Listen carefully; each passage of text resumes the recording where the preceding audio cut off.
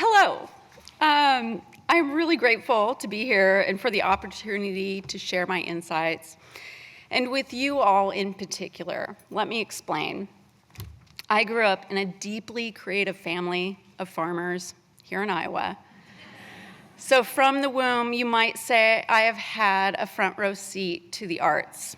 And as the youngest of 7 and a quiet observer, I saw a need. When I went to the University of Iowa, my fellow business school classmates heading to Arthur Anderson at the time were perplexed by my intent on using my education in the arts. I'm getting to the age that I can say, back then, the arts and business were more opposed than oil and water. Since then, I have been gathering experience in Santa Fe, in Los Angeles, and now back in Des Moines that support my youthful foresight that artists are worth investing in for a more dynamic future. My capable allies at Americans for the Arts and Bravo Greater Des Moines are making the case that arts mean business. And not too long ago, National Endowment for the Arts cited that the value added to gross domestic product by arts and culture production is nearly 5 times greater than that of the agriculture sector. How do you like those apples? I love that stat. And it's also lots more than construction, transportation, and warehousing. Let me clarify that these efforts are to get the business world's attention to an opportunity. And let me also take a moment that I zero in on working artists versus the arts as a whole. I always have, and that's been my life's charge. A great example of what I mean is Mainframe Studios. For those who don't know, there is a very colorful building just blocks from here that provides affordable workspace to working artists. The nonprofit, thank you. The nonprofit I have led since its physical existence operates at 100% capacity, and it has a wait list of 100 applicants. There are 133 studios now, which will increase to 180 by the end of this year. 70 of them operate as small businesses. Others operate as nonprofits, as part-time gig workers, as cooks, and everything in between. Creative business owners move here to be part of what we're doing because it's unlike anything else in the nation.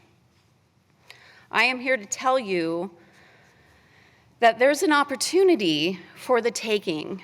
In fact, there are hundreds of them just down the street.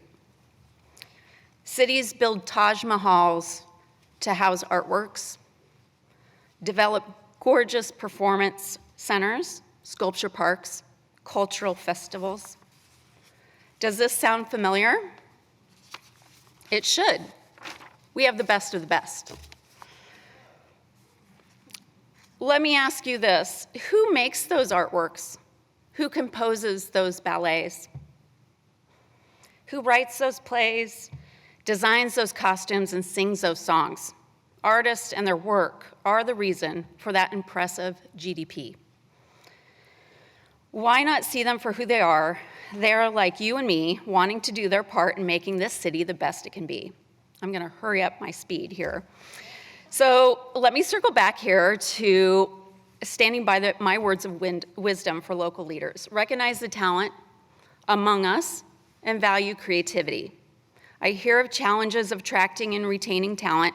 While I don't know that myself at Mainframe, the aforementioned stats, but I do know that Mainframe can be a beacon. If these past years have taught me anything, is to look within for the change you want to see happen. There are resources right under our noses ready to be seen, ready to help foster a future that expands and deepens the greatness of our community.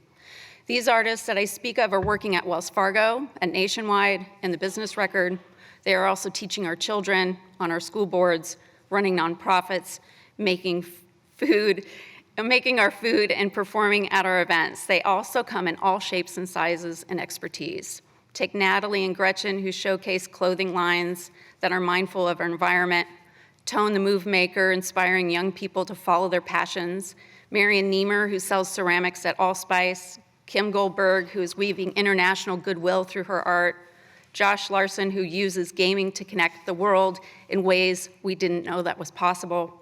Take Jill Wells, who does everything to make Des Moines a more beautifully inclusive. Why should businesses care? Because artists are here and everywhere, contributing to the GDP in a big way, and they are open for business. Thank you.